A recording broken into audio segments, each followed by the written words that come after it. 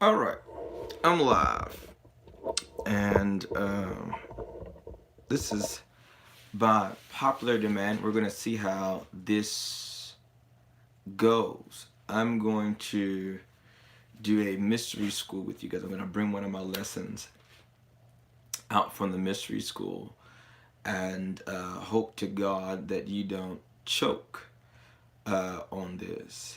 This is the kind of stuff that we teach in the school of the prophets, some of the deeper esoteric wisdoms of the lineage of our ministry. And I've gotten a lot of requests about and surrounding mystery school and how I do the school of the prophets, etc., etc. So I'm going to go over some things with you guys. This is going to be, for those of you who've never seen me, um, um, in my teaching mantle, then let me go ahead and warn you, you're going to want to be taking notes. All right. When I'm in that anointing, I'm easily perturbed by things like, can you repeat that? Especially when we're on a medium like YouTube, uh, where you can just say, I'll catch the replay, right? But you definitely want to be taking very copious notes. This is going to benefit you greatly if you can receive it. All right. So, what I want to talk to you about tonight, this is probably going to be a lengthy video also. You guys know I don't do, I kind of keep them around 45 to an hour. This may extend beyond that. We'll see. Um, that's the nature of a mystery school. So, I want to talk about the 12 treasures in your soul. In your soul. First of all, we need to define and bring some reference to what soul is, what that means as far as in this context. Now, the reason why this is a critical conversation to have, and why we often have this in the mystery school, is because knowledge of these 12 treasures really puts a lot of other things in perspective. It puts prophecy in perspective. It puts demons in perspective. It puts progress in life in perspective. Um, it is certainly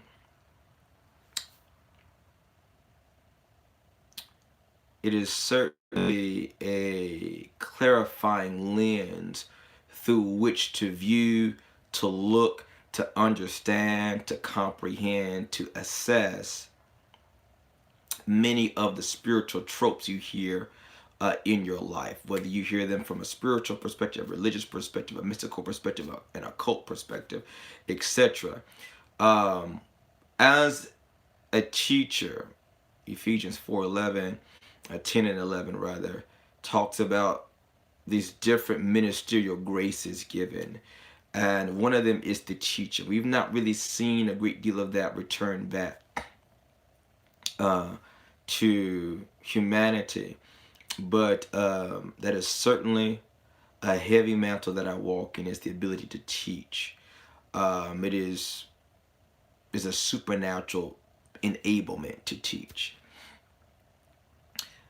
As a teacher, one of the ways you know what you're called to do, um, one of the signs, one of the symptoms of your calling per se, is what you have a natural affinity, proficiency, and also a natural aggravation to.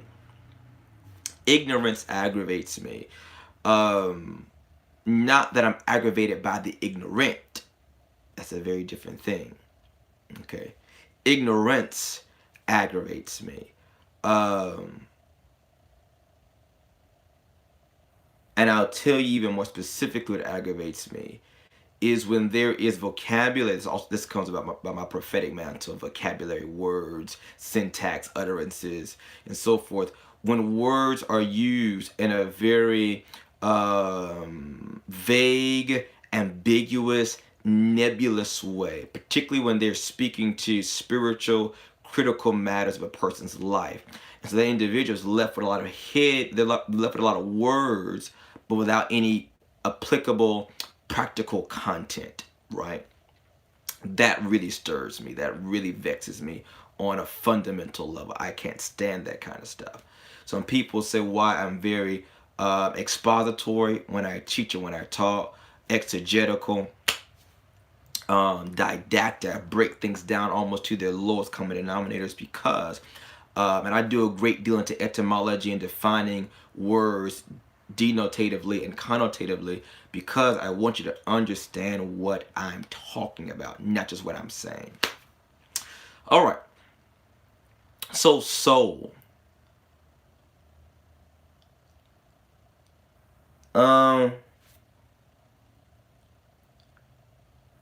We don't know. We don't know. We don't really know what the soul is per se. We have attributes of the soul, but we know that attributes are not definitive, right? They only describe a thing. They don't really tell what a thing in fact is. So, and give you some of the attributes of the soul. First of all, let me tell you this. The soul is not so much a thing as it is a realm, an internal dimension, if you will. All right. And I say that because it has spatiality to it, right? There is topography, there's geography, there is places and spaces in the region, in the realm of the soul. All right.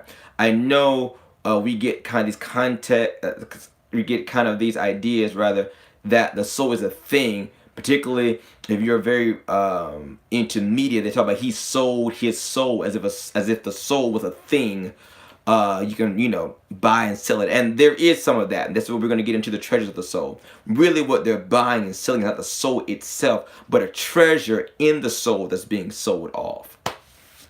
All right. So the attributes of the soul, the functions of the soul, is the mind, the will, and the emotions. So we're talking about mind, your cognition, your intellect, your reason, your rationale. We're talking about your will, your desires, your appetites, your drives, your ambitions. We're talking about your emotions. We're talking about your personality. We're talking about your memories are in your soul. Your hurts, your pains are in your soul.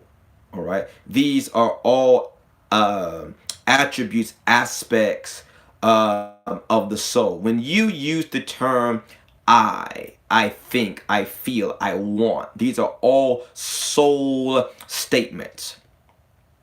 These are all soul statements. It is not the actual true I. So some people call it the seat of the personality. So that's kind of a misnomer because personality comes from the root word persona, which is a Greek word that means mask that one or the I wears. It's the seat. It's not the personality. It's the seat of the personality. It's the seat of the consciousness, the seat of awareness, the throne, if you will, upon which one is enthroned on. You are spirit with a soul, as it were, in a body. So we want to talk about what's in the soul. There are certain treasures in the soul. I've made the claim for years now on my public platforms about the 12 things that only a skilled seer can speak to, right? Somewhat of a litmus test of the psychic versus the seer, the prophet. I get asked this question tremendously, and it is, what is the difference between a psychic and a prophet? And there are many and manifold. I'll give you one of them.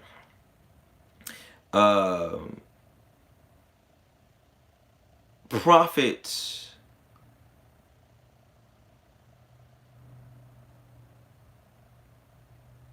can utter, reveal, articulate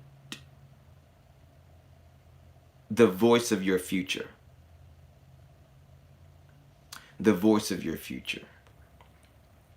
Psychics, not so much. Now, you may say, well, now, wait a minute. I get predictions from my psychic all the time.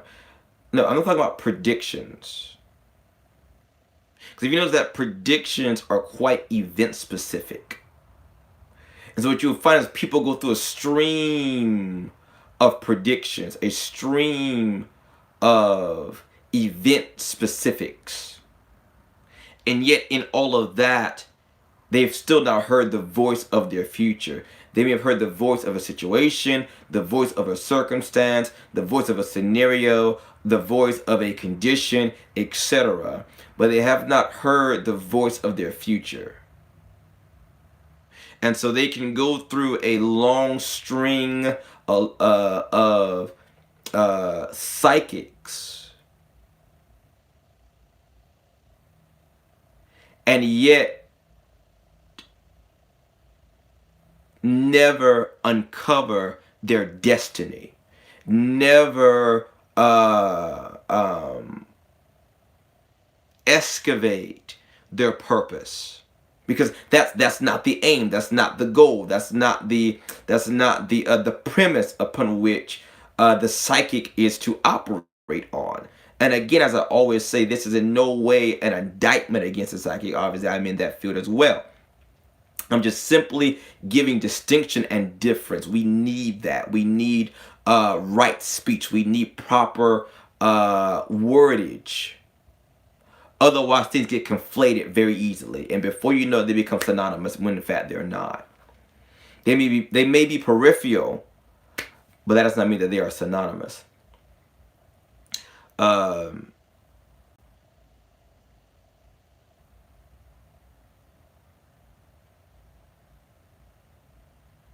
You can ask questions, like I said, I just don't want you like, hey, can you repeat that again? That kind of stuff as I go along. All right, so we're going to dive into this. Now, the reason why this is critical is because these are the only, this is very, very key that you hear this. Listen to me very, very carefully.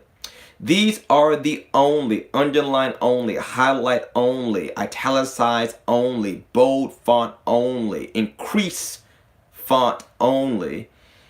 These are the only 12 things that God ever wants to talk to you about. Ever.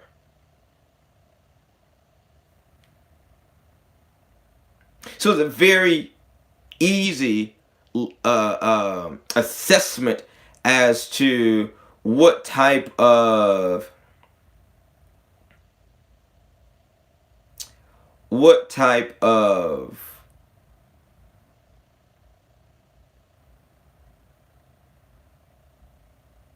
spiritual interpreter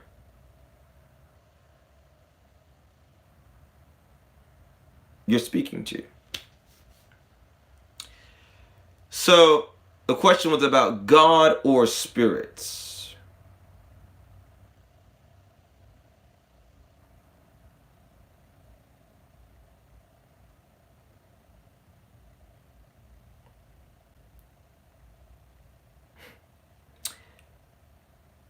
Particularly God. But what you'll also find is when you go through these that really, this is the only thing spirits are concerned about either, because they have already ascended, or rather transcended the body. Um,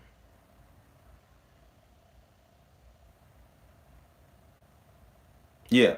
So let's get into this. All right. This is talking about the big conversation, the 12 treasures of the soul. And so, by extension of that, these are also the areas that prophets excavate. These are the gates in the soul that prophets guard over and transact and traffic in and with. And furthermore, these are the 12 treasures. So when you hear the term that the devil, demons, whatever, are thieves. All right. Well, what in fact are they stealing? All right. They are stealing, they are robbing, they are hijacking different treasures of your soul. And so you're left internally bankrupt, internally robbed. Therefore, that's why this consistent feeling people have of emptiness in life. Why? What does it mean to be empty? There's something that should be there that is no longer there. It's been robbed of them.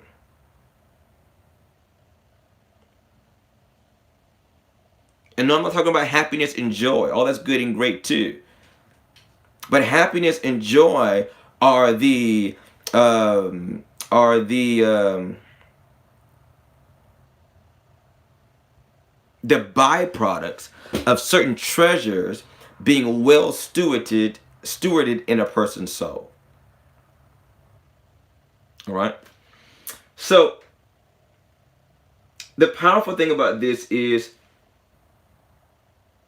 these 12 things are really the questions that all human beings ask at some point in life. It is integral to our being because we all have souls. So therefore, we're going to ask these kind of soul questions. You may call them existential questions, but they're soul questions. All right. So these are the kind of conversations. These are the kind of questions that Spirit wants to discuss and converse about. Everything else other than that is really just rhetoric. All right.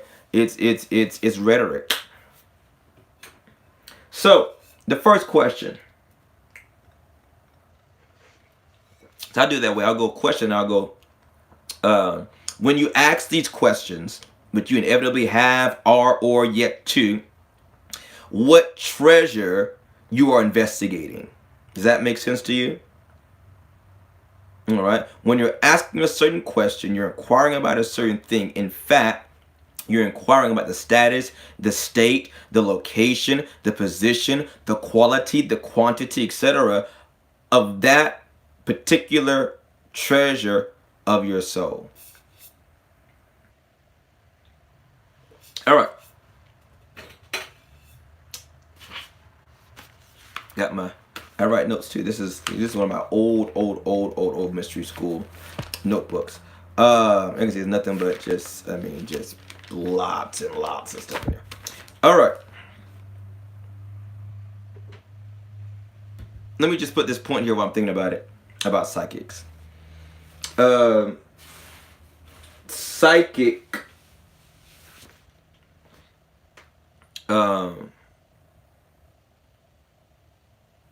of course has that root word. These are compound words.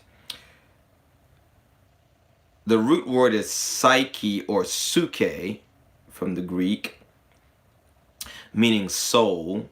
We get the word psychology from that root. All right, suke logos or suke logia, and the suffix ik or ic. All right, ik is a suffix that means of or pertaining to. When you say something is toxic, it means it is of a toxin or pertaining to toxins in some form or some way. All right. When something is archaic, okay, it means You get my point, right? So, thus, of or pertaining to ik and psyche, suke, soul, of the soul or pertaining to the soul. Thus, another epithet of psychic is a reader.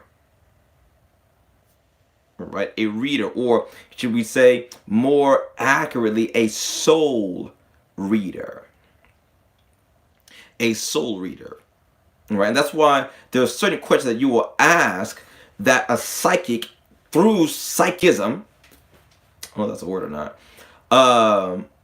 through their psychic ability, cannot answer. They have to access some other ability that they have to answer that particular question, because it's beyond the range of the psychic ability, which is the soul reader. That in other words, if the answer to your question cannot be found in your soul, then they have to use some other ability to get that answer for you. Or if that's the only ability they have, then they will be left inept in being able to answer that question for you, because what their apparatus that they use, their gift is as a soul reader. It doesn't mean that they are bad. It doesn't mean that they aren't good at what they do. It just means that, you know, what you're looking for, I can't find in the area that I'm looking for it in. That's all that means.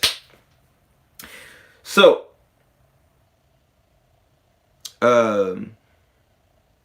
first question.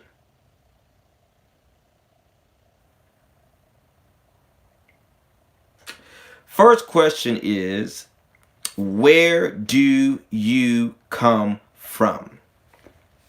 That's the first question. Where do you come from? If you've asked that, that is a soul question. All right. And the chamber, I should say the treasure that is in question is the treasure we call lineage. Lineage. That is one of the treasures of the soul. Now, this is by no means saying this is the first and the second and the third, that some is more better than it, some is, you know, more priority than the other. By no means. All right. They're treasures.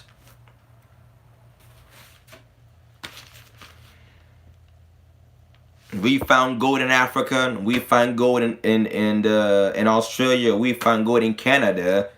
Doesn't make the gold any more valuable. Gold is still gold wherever you find it. These are still treasures. Whether you found it first there and then secondarily wherever and then tertiary somewhere else, doesn't matter. All right. So where do you come from? This is speaking of your lineage. All right. Why is this critical? If you don't know where you come from, how can you know where you are going? This treasure is critical because this treasure is your point of reference. You really know what, beyond just knowing where you're going, you know where you are based upon your understanding, your level of clarity of your lineage. In whatever field you want to speak of it in, whether it's vocationally, it's a vocational lineage, somebody trained you on your job, a spiritual lineage, a genetic lineage, etc. You know where you've come from, you know where you are, you know where you're going based upon the treasure, the quality of treasure of lineage in your soul, right? And how acquainted you are with that treasure. Have you excavated that treasure? All right. It is your point of reference. All right. Next one. What you were born into. So where you come from is your lineage. What you were born into, to another treasure, is your heritage. Lineage and heritage are not the same thing. But you'll notice there's a similarity. There's something similar there, which is the word age. All right. How old something is, right? So we have line, age, lineage, the age of your line. Then we have heritage or inheritance, right? The age, how old is that inherited thing? That's your heritage. All right? Your heritage is something someone has left for you. That's your heritage. What's been left for you? Number 3, this is a very key treasure. Remember, I told you these are the kinds of things that the prophetic can speak to. Furthermore, what demons want to steal, they come to kill, steal, destroy. You know the whole gambit. What are they robbing you of?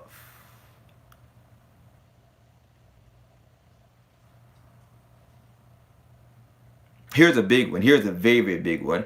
I personally think it's probably the most critical treasure. But I didn't design the souls. I don't have any opinion on how the soul was made. That belongs to the Almighty. In my practice, I'll put it that way, and in my experience, I have found a multitude of issues have come about concerning this particular treasure of the soul. Who you are. To talk about where you come from. We talked about what you were born into. But now the fundamental question is, who are you?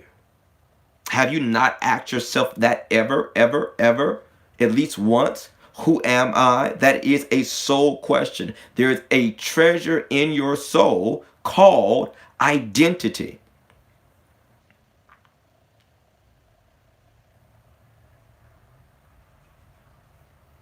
Identity.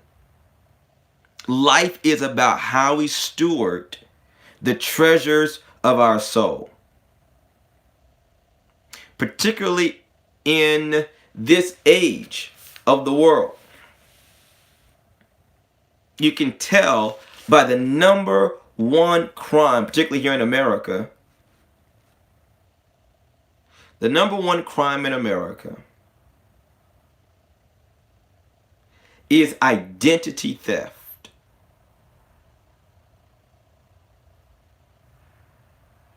We're in an age of a chronic identity crisis.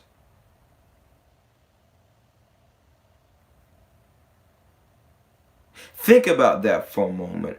Identity theft. That means that there's somebody somewhere in the world, could be right next door to you, could be 4 countries over, that wants to be you more than you want to be you. You thought about that? How do I know this? Because they're literally willing to risk imprisonment, sometimes for the rest of their life, or astronomical fines to be you just for a few moments. You might not like your address, but they want to be there. You might not like your name or your last name or your family name, but they want it. You might not even like your credit score, your beacon score, but they are tirelessly aiming to get it. They want to be you. The very thing that you are taking for granted, that you don't like about yourself, things you wish nobody else knew, they are voraciously on the hunt to be just that. They want to be you, many cases more than you want to be you. And they want to be all of you. They want your social security number. They want your credit score. They want your address. They want your last name. They want your phone number. They want your Facebook password. They want your Instagram account, even if you got 2 followers. They love your 2 followers more than you love your 2 followers. A chronic identity crisis. Identity. Identity. What does that look like? Why is that critical? Because if you cannot make a series of I am statements, you will always be defined, confined by you are statements. You aren't good enough. You aren't smart enough. You aren't successful enough. You aren't accomplished enough. You aren't credentialed enough. You aren't educated enough. You are. Because wherever there's a void of I am, there's always going to be filled by you are.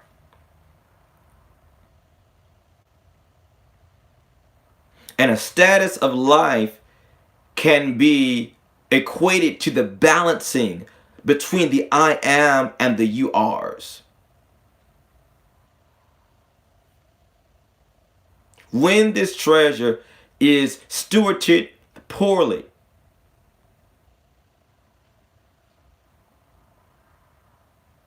when this treasure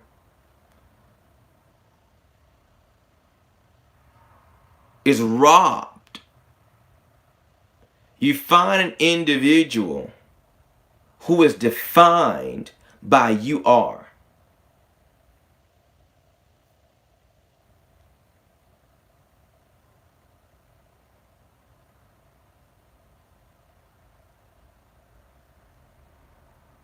This is why many affirmations deal with the power of I am. This is a whole other mystery school that I'll do some other time.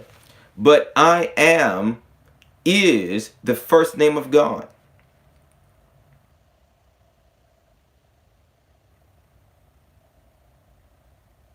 I am is the first name of God. And that is where blasphemy comes in at. You thought blasphemy was just cussing. No, blasphemy is based upon what you add to I am. It is written, he that taketh the name of the Lord in vain shall not be found guiltless.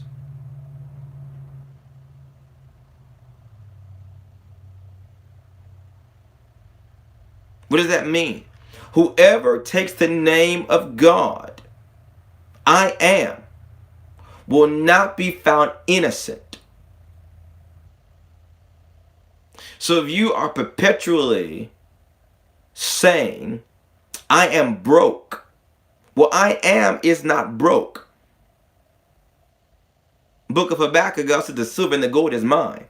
David said that the cattle on 1,000 hills belongs to him. He said that the earth is the Lord's and the fullness thereof, the earth, the world, and they that dwell therein. So that's not true. That's a lie. That's taking it in vanity.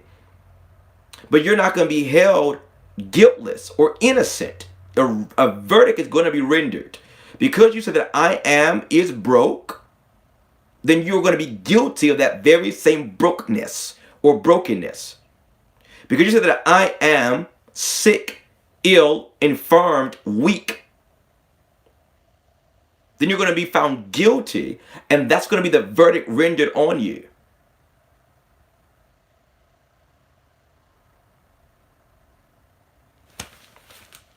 Let me move on.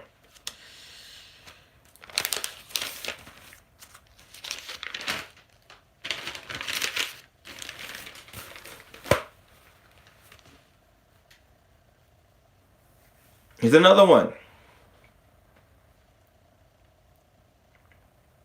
Why you were born. So we talked about where you come from. We talked about what was left for you. We talked about who you are. That's your lineage, your heritage, your identity. Now let's have a critical conversation about your purpose. And in fact, what is purpose? Because we hear that, I mean, from sun up to sundown. We got things like the purpose-driven life, how to find your purpose. I mean, it's become the buzzword for at least the past 26 years. From the buzzword. Purpose. Purpose-minded, purpose-driven, purpose whatever. And once again, it's one of these ubiquitous, undefined terms. But it's so critical for people to know. I just can't stand that kind of garbage. It really vexes me. Why is this critical? Because if you don't know your purpose, I guarantee you someone will invent one for you.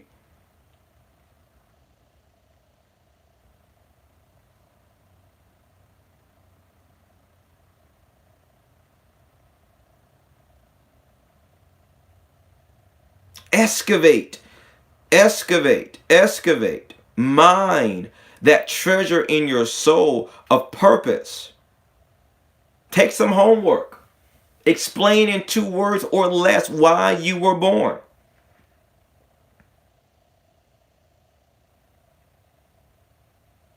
See, your assignment, which is a whole other treasure, your assignment may change, but your purpose does not.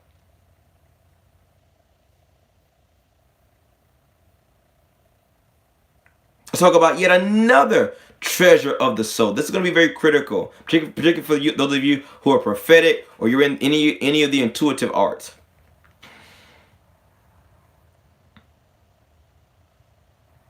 This is probably the most used word in spirituality.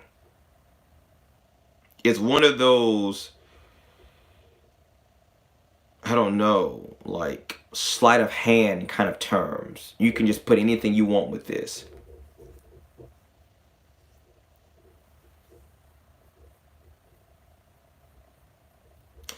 And that is the treasure in your soul called destiny. There's a treasure in your soul called destiny. All right. Now, even when you just said purpose, see that's the mindset that purpose and destiny are the same. They are absolutely not the same. No, no, no, no, no, no, no, no, no, no, no, no, no. Your purpose, your destiny, your assignment are three individual and distinct and independent treasures in your soul. They are not the same. And I apologize for people who have conflated these terms and left us ignorant and got us caught up with word salad and cottonmouth.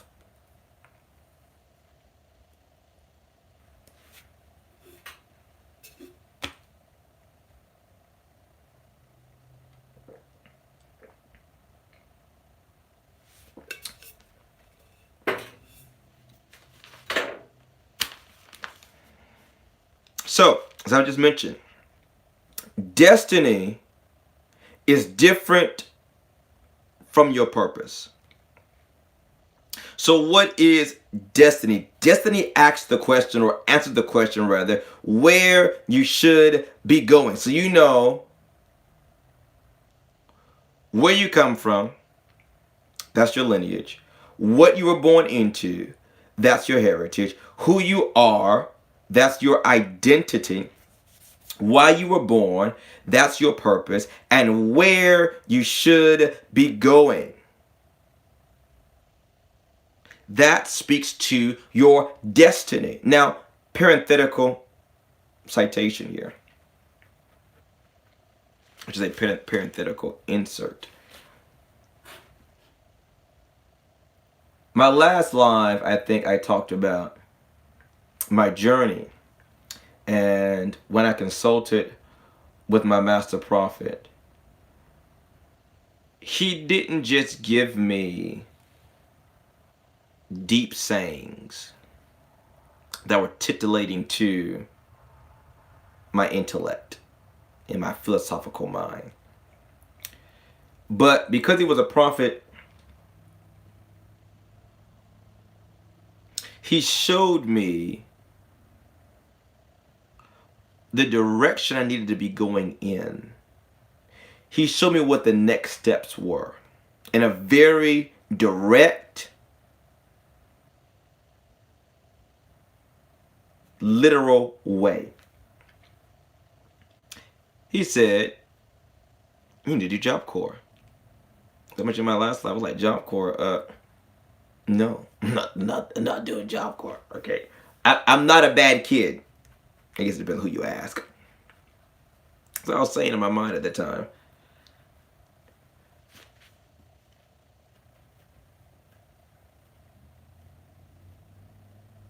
So what is destiny? Something big me, I think.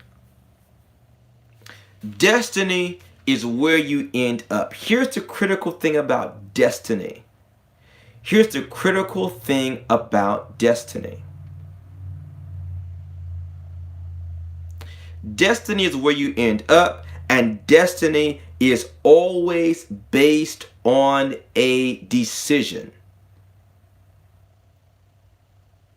It is not some predetermined thing out there somewhere in the nebulous ethers. You're waiting on you to get there. No. Sorry to bust that bubble and kill that sacred cow. We've done that to such a disservice by saying things like your destiny is awaiting you. It's really not really. It's not really awaiting me. It's not already there.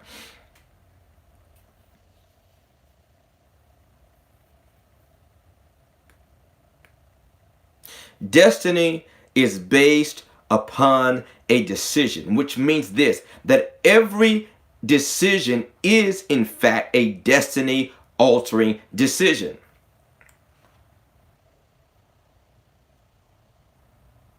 Destiny is not left to chance. It is a matter of choice.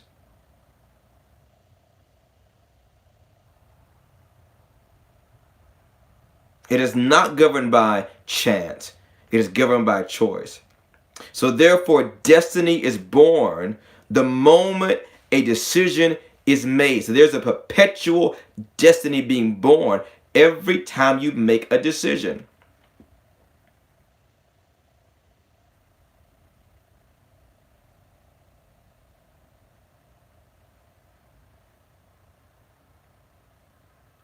Destiny is where you belong.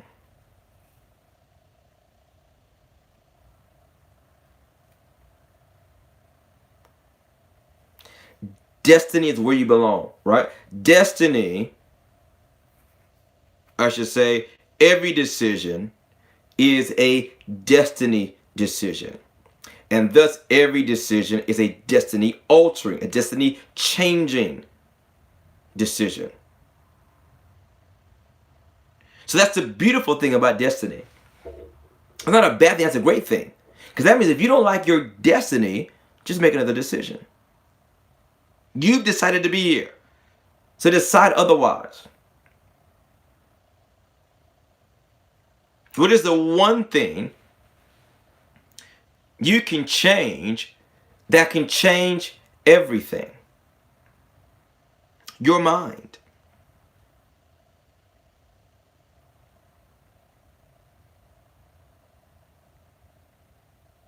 So to put it plain, God decides your purpose, but you decide your destiny.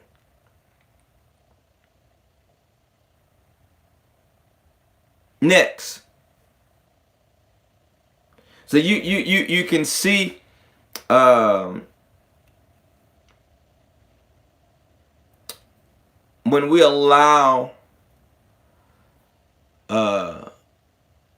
when we don't have times of deliverance, we don't eat that bread. Scripture calls it the children's bread.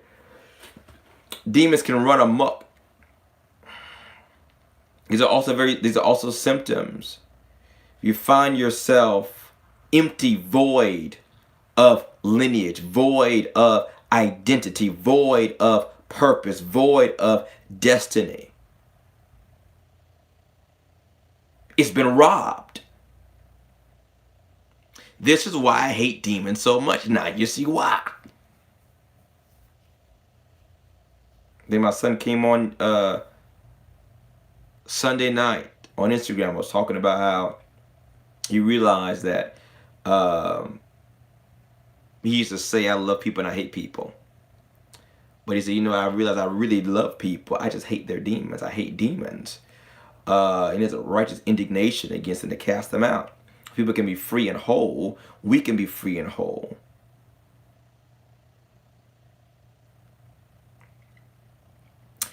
So we talked about where you come from, what you were born into, who you are, why you were born, where you should be going. How do you plan to get there?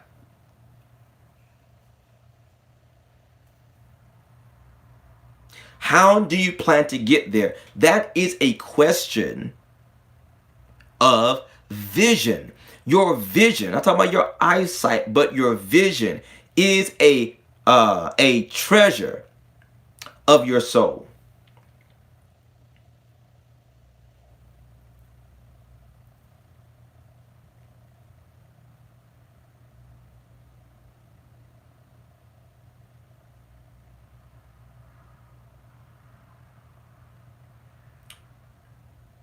Show me your life, I show you your vision.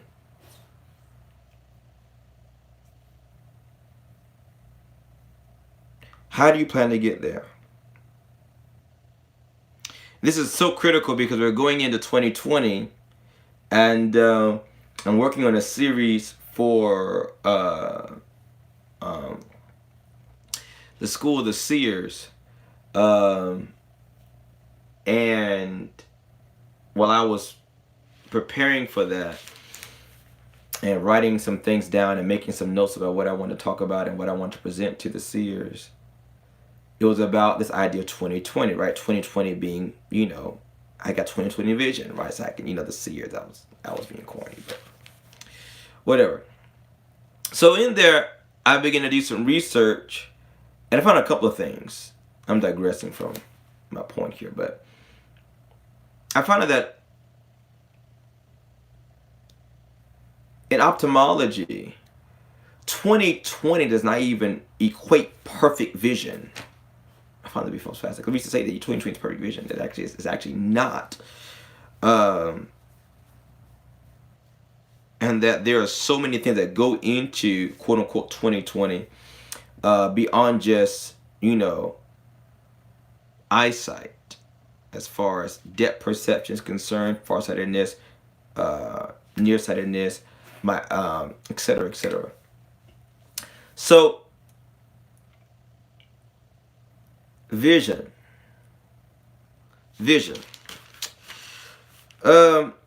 You need a vision for every aspect of your life. You need a vision for you mentally, a vision for your health, a vision for you intellectually, a vision for you academically. You need a vision for you physically, your health, your wellness, your exercise, your diet. Every aspect, every component of your life is governed by vision. Even a vision for your career, a vision for rest and relaxation, a vision for relationships, a vision for what kind of friends do you want.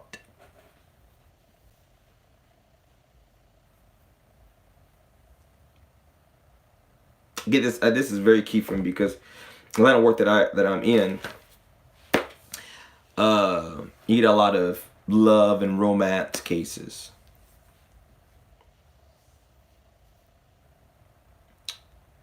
And one of the things this is one of the I train my team on too.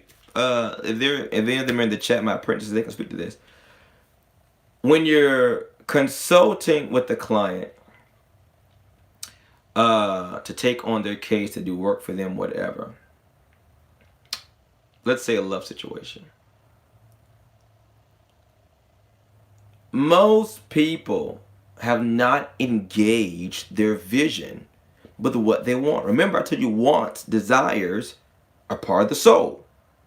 Not engage their vision. So one of the things I ask them is, because I know that we don't think in words, we think in pictures. Our thoughts are images. I'll ask them, okay, you said, I want a new love in my life, or I want better romance, or whatever the case may be. Okay, great. Then I'll ask, well, what does that look like to you?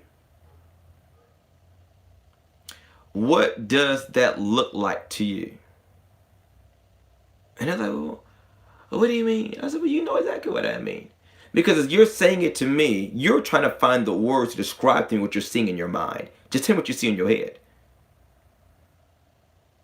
Romance is very abstract, but you have an image in your mind of what love looks like. Maybe your image is you and he, or you and she,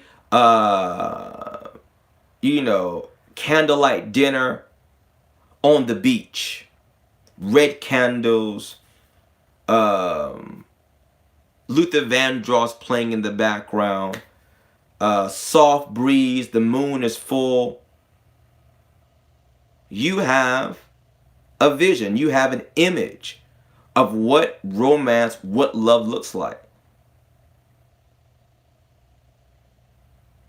whatever it is.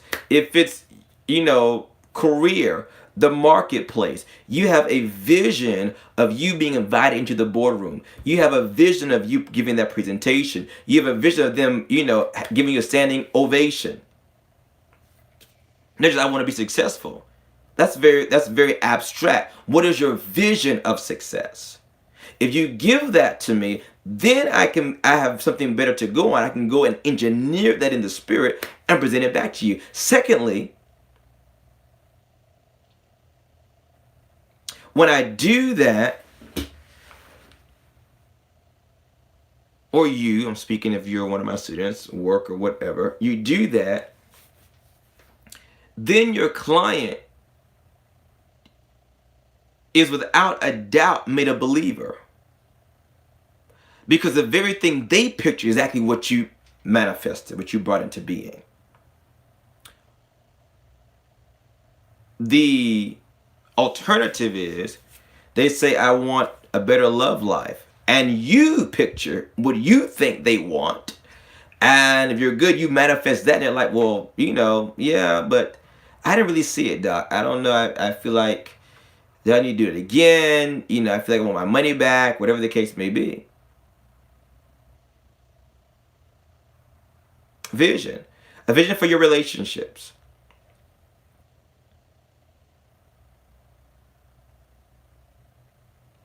Do you want country club friends?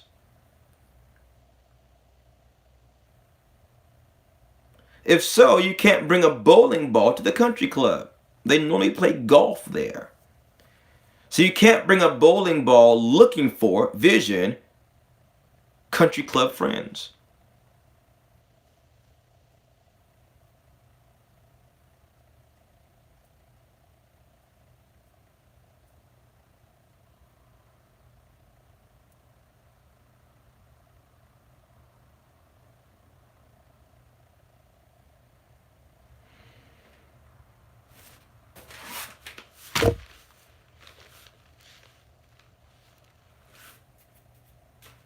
Your vision determines your goal and your objective. What's your annual vision? What's your monthly vision? What's your weekly? When we talk about vision board, some of you are just bored with your vision. All right. What is your aim, your objective, your goal for this time next year?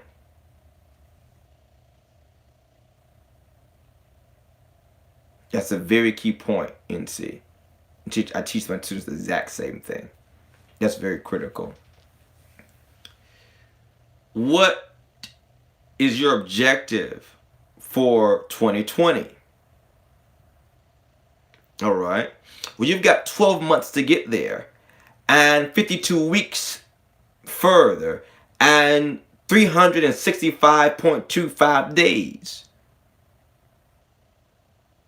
So you can then take it from what your objective is for 2020, this time next year, and then, okay, what are 12 steps, 12-step program, 12 steps to that goal? I'm going to work on that monthly. Then further, all right, what are 4 steps to that first goal? I'm going to work on that weekly. And further yet, what are 7 steps to that? I'm going to work on that daily.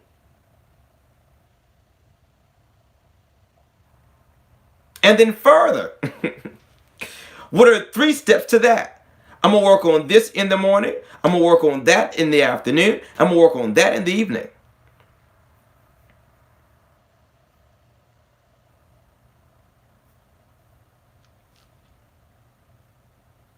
Helen Keller said, the greatest tragedy in life is a man with eyesight but no vision.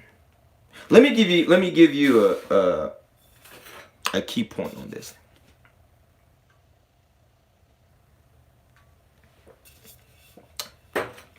You know how somebody call you and they say, hey, what you doing?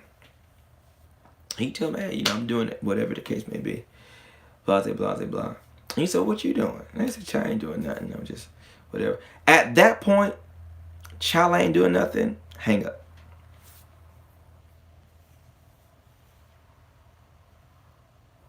Hang up. You do not want to be associated with people who do nothing.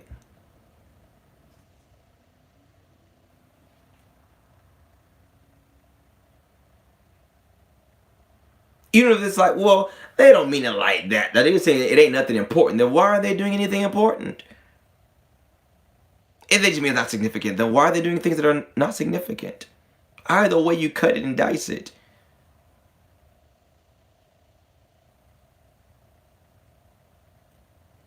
Sitting on the dock of the bay, wasting time.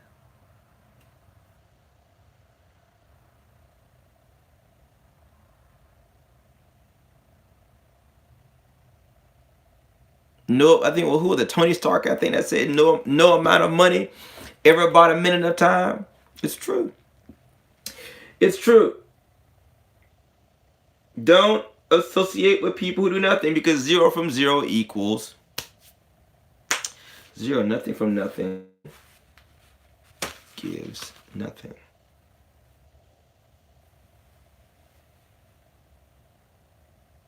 All right. So we've covered where you come from, what was left for you, who you are, what you were born into, where you should be going. How do you plan to get there? Let's talk about what should you be doing when you get there.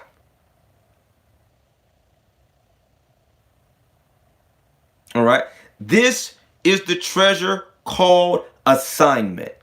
Now, see, heretofore, many thought that purpose and assignment and destiny were all the same thing. They are not, as I've just clearly outlined to you. Everything and everyone has an assignment. Your clock has an assignment. It's to tell time. Glasses have an assignment. Everything, everyone has an assignment. Everything in the created order and in the manufactured order, for that matter, has an assignment. So your purpose does not change in this lifetime. Your destiny changes according to your decisions, and your assignment changes from day to day. Why? Because your assignment helps you fulfill your purpose.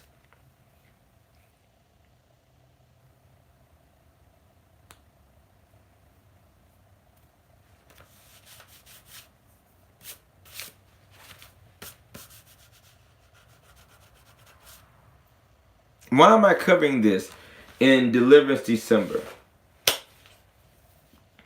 I'm covering this because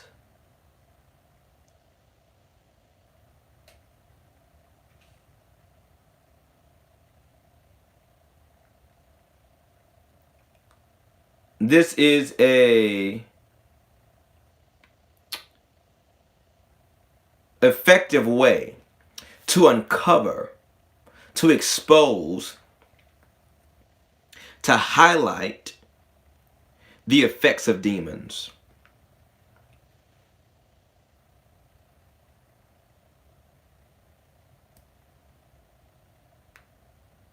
The effects of demons.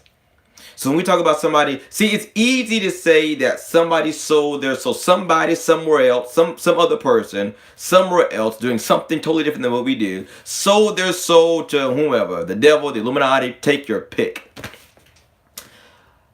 As if, again, the soul was something that is bought and traded on the stock market.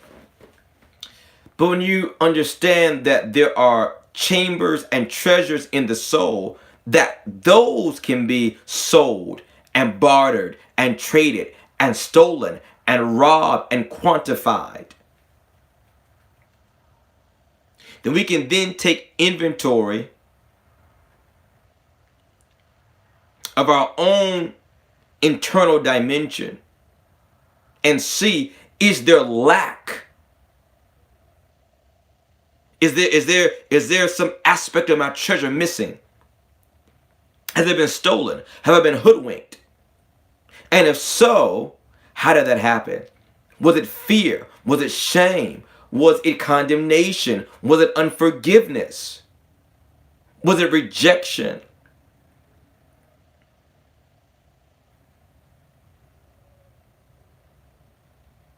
You see, the master said that this has relates over into deliverance December. He says that we must bind the strong man before we can spoil him of his goods. Here's what's so funny.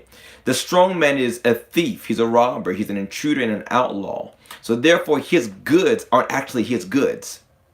Just like if somebody robbed you of your watch, just because they have it doesn't mean it actually is theirs. They robbed it from you.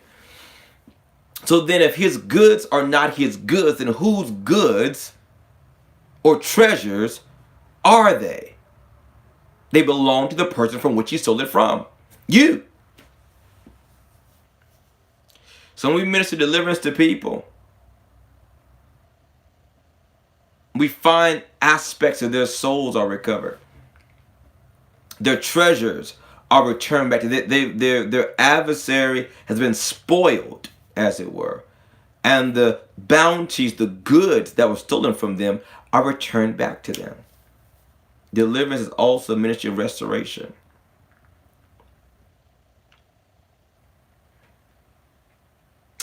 Assignment. Who you should be doing it with? That's the question. If you never asked that question, who should I be doing this with? That is a question. This is a soul question related to the treasure of your soul, relationships. Your relationships are a treasure. For going into 2020, a year of double digits in the sense of 2020, the double, certainly a year to consider our partnerships, our relationships. What is the quality of that treasure in our soul? Have we weighed that treasure? Have we counted that treasure? Have we stewarded it well?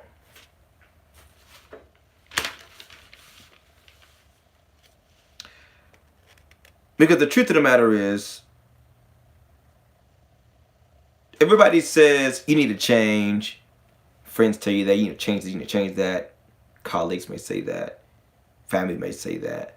And then when you change, nobody actually likes to change. But change is inevitable. Change is the only constant. Change is difficult, but change is good. Because it's not just about changing, it's also about growing. And when you grow, every time you experience growth, at that moment, it is time to make proportionate negotiations. By that I mean, every time you grow, you need to renegotiate your relationships, because the person that was with them before growth is not the same person you are today. You've grown. In the same way, nature does it for it. But basically, you take the example of the caterpillar and the butterfly. Through the metamorphosis process, the same things that the caterpillar related to or partnered with is not the same thing or the same people or the same places that it partners with, relates to as a butterfly, right? When you undergo every change, you must renegotiate your relationships.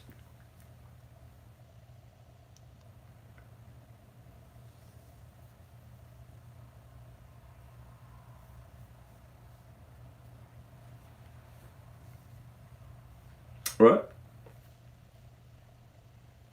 So you have to come to a point where you begin to upgrade your friendship, upgrade your social circle, upgrade your relationships based upon your spiritual temperature.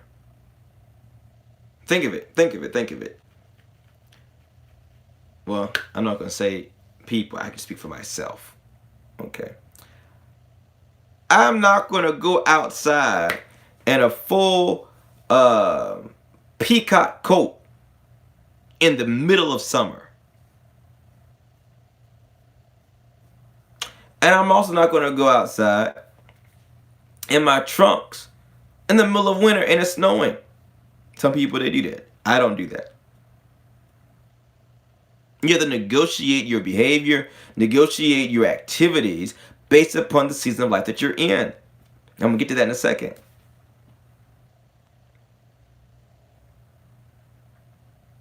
You've got 3 to 5 close friends of yours that have said that those are people you're most like.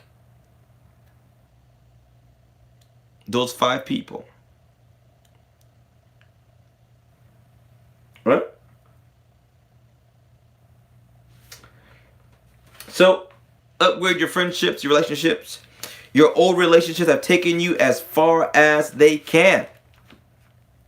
There's nothing wrong with that. That doesn't mean they were bad relationships. They took you as far as they could take you.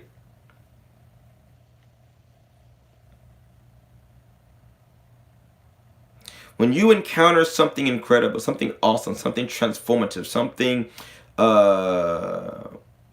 that triggers growth, share it with 3 of your closest friends.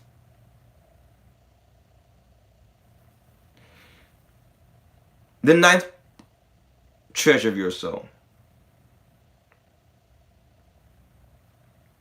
We talked about, just do a little quick recap. We talked about where you come from, what you were born into, who you are, why you were born, where you should be going, what you should be doing when you get there, and on and on and on. We've uncovered the different treasures of the soul. Here's another one for you. When you should be doing it. This represents the times and seasons. Your times and your seasons are in your soul. When you are introduced, we're talking about in life, in career, in relationships, cycles, seasons, times, solar cycles, lunar cycles, planetary cycles, cosmic cycles, etc., and so forth. When you are introduced into a new season, you must change how you conduct your life. I give you that example. You don't wear the same thing in every season. Have you noticed how certain machines will break down only during certain times of the year? They undergo more stress. Like you may find that your heater of all the times will break down in the wintertime, using it more. There are certain things that are season specific, and to another point, we should really be living according to the seasons, to live harmoniously. I feel that a lot of illness, we call them seasonal illnesses, are actually us living inharmoniously with that season. I'll give you an example. The ancients their diet would be seasonal. So you wouldn't find them eating strawberries in the winter. All right? You eat what so nature provides for you, what you should be eating during that season. Thus, if you're, in other words, all right, we're in winter. Well, where I am, we're in winter. If you're eating predominantly summer foods, right? Summer represents the heat. Okay, you really just put cold on top of heat, and it's going to put the fire out. As if you were to put ice on fire, it's going to put the fire out. All right, and that putting the fire out can lead to illness, sickness, infections, etc. In my opinion, what is growing during this time of year is it's really it's basic to how we work, right? The law of correspondence and the doctrine of signatures. And the idea is that, particularly, this is called the law of sympathy. That if I eat winter, I won't be affected by winter.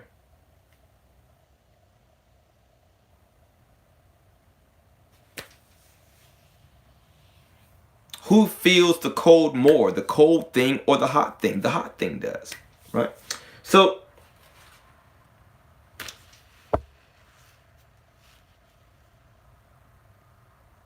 times and seasons. Solomon the wise says in Ecclesiastes chapter 3, he gives 24 different types of times you can be living in. Never mind seasons, just 24 different types of times. Check it out. Ecclesiastes chapter 3. All right. One of my favorite ones. I have a keen ability in this particular one. Number 10. How you should be doing it. Strategy. There's an aspect in you called strategy. There is a strategist in you. I think Solomon said that wisdom in a man is as a well of deep waters, and they of understanding draw it out. Right? Strategy is not just enough that you know what to do and where to do it and who you should be doing it with and when to do it, but also how it should be done.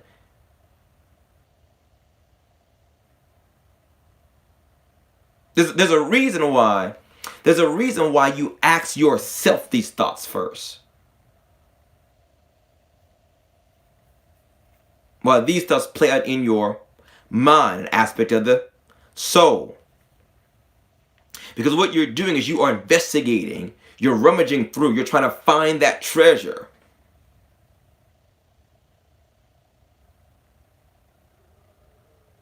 You know it's in there.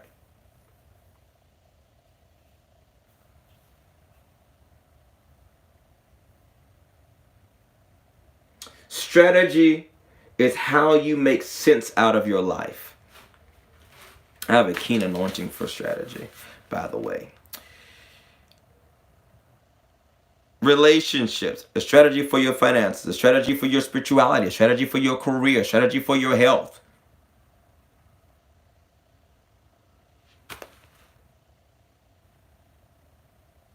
So,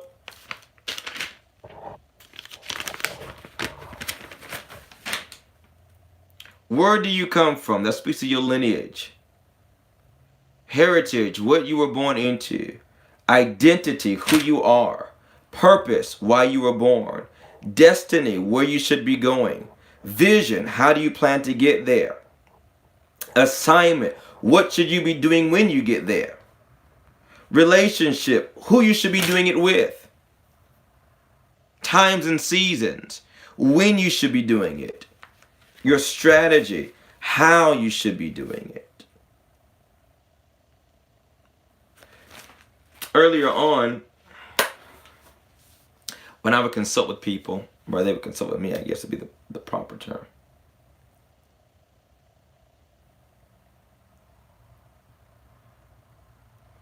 I would ask them,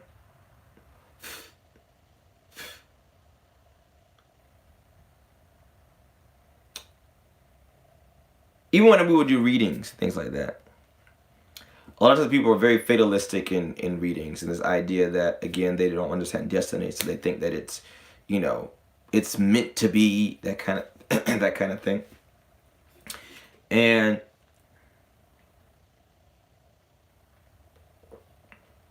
so they're very fatalistic in their inquiries. Things like, will I, whatever, will I get this job? Will I get married? Will we get back together again? And so forth. And it's pretty much like a yes or no. That's the end of the conversation, right? Well, yeah. But it's deeper than that, because when you give them a yes or a no, there's always more behind that. So they've not really asked what they really want to know. You've not really addressed the root issue. Because if I did, well, then we'd be on about our way.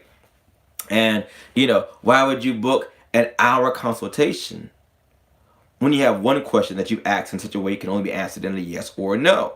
But that don't take an hour. It's a yes or a no. Because fundamentally, there's more to that.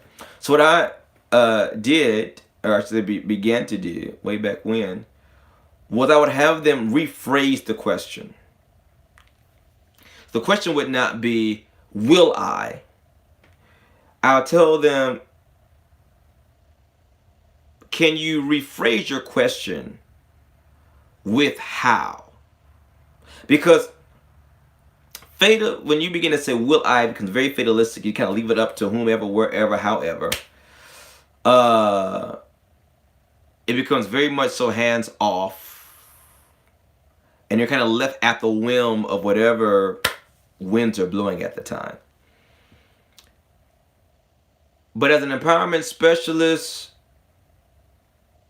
you want to empower people. And how is a very empowering question. Because first of all, it assumes your will in something. And then just gives you clarity on how to execute that will. We call that a strategy. So instead of, will our marriage work? How can I make it work? Now that may take an hour to talk about, right? That we may get into some very deep, some very strategic activities that person can do to make that happen. The power of how. Number 11. What you should be doing it with. Your resources. You thought your resources were just tangible and external. No, they are in many cases reflections of your internal resources. That treasure.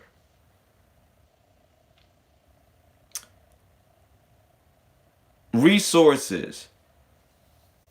They're mental resources. Resources are more than just tangible goods. Give an example. Your gifts, your skills, your talents, your temperaments. Emotionally, spiritually, physically, materially, mentally. Your skills are resources. For example, emotional skills, like patience, is an emotional skill. Responsibility is an emotional skill. Self-control is an emotional skill. Your social skills. These are all resources. And then, number 12.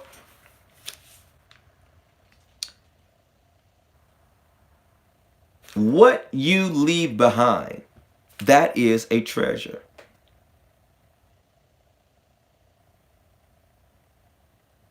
What you leave behind, we call that legacy. Will we talk about you 2 weeks after your funeral? And if so, what will we say? What will be said of you? What did you leave behind? A book, a poem, a strategy, a principle, a blueprint, an idea, a business, a concept.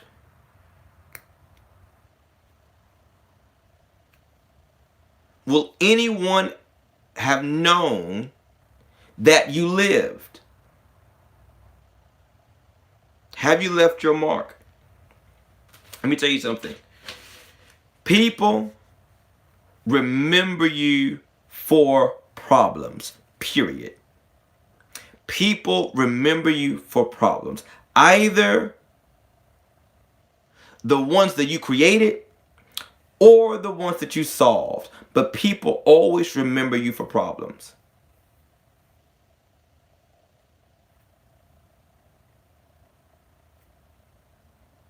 I can really get deep into this. We'll talk about economy, personal economy. That your well,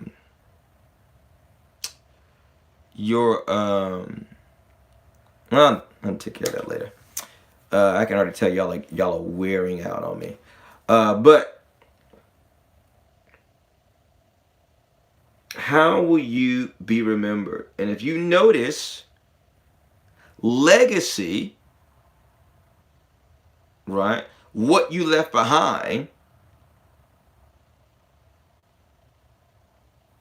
gives birth to heritage. What was left for you, right? What was your heritage was somebody else's legacy.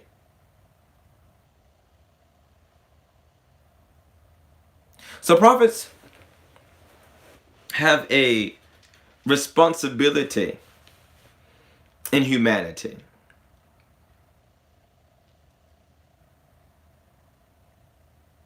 To speak to these areas, to restore these treasures. Deliverance is very much so about that. There is an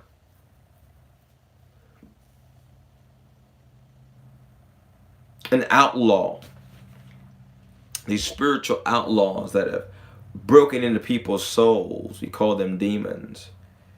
And they've set up shop, tormenting the individual, limiting their capacity, and robbing their goods and calling it their own.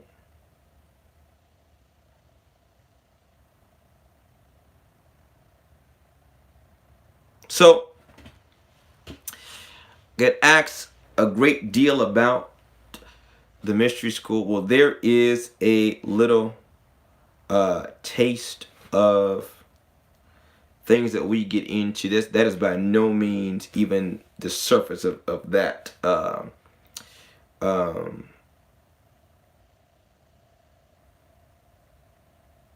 I wanted to drop that on because I said that I would do one like that, and I said I would discuss the 12 things that prophets can speak to. And well, now you know. All right. Those questions that they are able to answer and give clarity and decode for you. Right? That's what prophets do. They decode these things for you. So that's that. I am about to get to work. If you haven't heard the news, two things.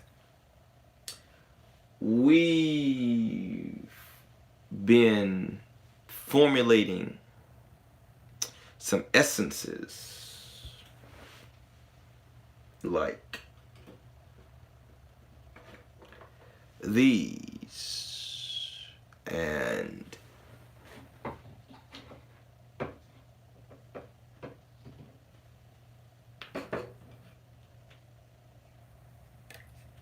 these.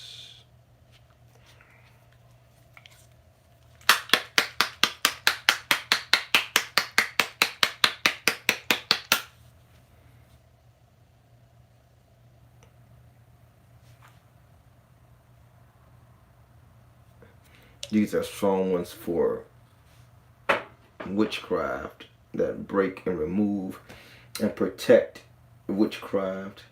These are ones that are good for financial favors, etc. These are an alcohol suspension, so they have a fragrance to them that is very, very satisfying. And if you have not heard, I guess a secret has not slipped out, which is good. That means my masterclass is ironclad. But they've known for a couple of weeks. I'm announcing it to you guys here officially. Yes, we are having a webinar on the 10th of January. That's a Friday. And what we're going to be talking about is road opening and blockbusting. So set aside a little bit of your Christmas money, and when you get your gift cards, and you get your cash, your bonus, whatever. Set aside a little money. We're going to be having this now. I will do a promo this week and all of that. They've known, my masterclass is known for a couple of weeks now.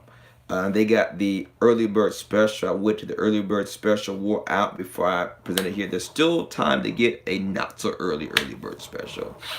So I think the early bird special was like 40% off. The not so early bird special is like 20% off. And then of course, regular admission. So the earlier you get in, the cheaper your ticket will be. And we're going to talk about road opening, block busting. I think that'll be appropriate for the new year, right? We also have plans. The following month, we're going to be booked out this year. February, we're going to have a webinar on love and lost, right? That's been high demand, love work. And so we'll cover that. I'll have, God willing, my guest, Miss Rain of Miss Rain's Conjure. And then in March, we'll cover money work. All right. So that's what I have for you. If you need anything, reach out to me, cosmic.com. Now is a great time to join my masterclass. We are getting into a new series. So check that out. If you need any of these formulas or whatever, just let me know. We'll ship them out to you, we'll send you an invoice, and take care of it. In the meantime, in between time, I'll hold you all in the light of God that never, ever, ever fails. I pray that every thief in your soul is exposed to you, that it is no longer hidden. It can no longer go undetected, but that the very light of God would uncover and expose it.